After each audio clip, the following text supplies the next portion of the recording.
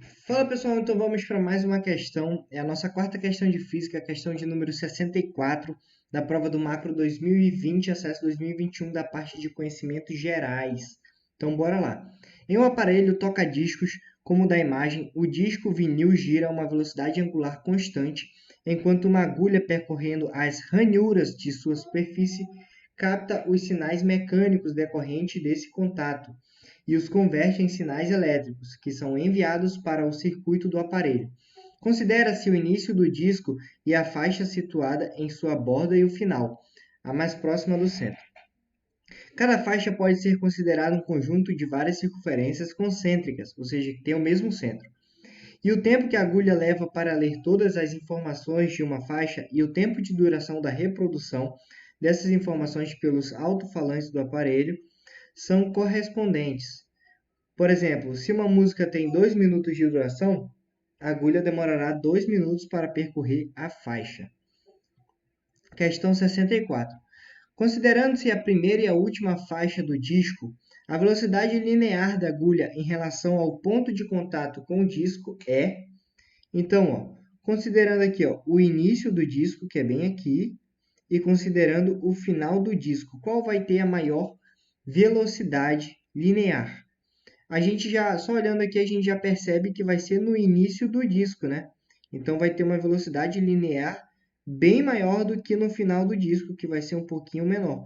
Por quê? Porque em uma volta completa, esse ponto que está mais longe desse centro aqui do disco, ele vai ter que percorrer uma distância maior do que esse ponto aqui, do final do disco, que já está numa distância um pouquinho mais perto.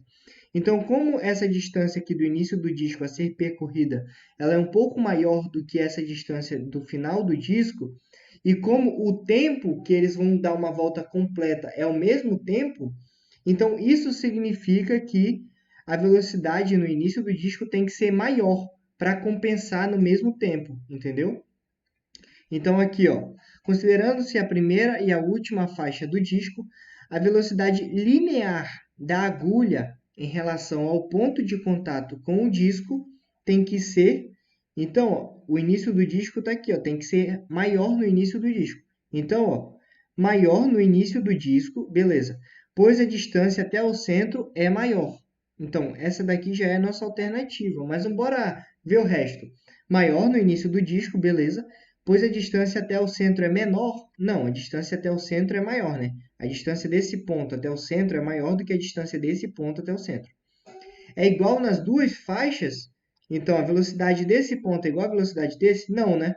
Porque a velocidade desse tem que ser maior para compensar essa distância maior no mesmo tempo. Então, não pode ser igual.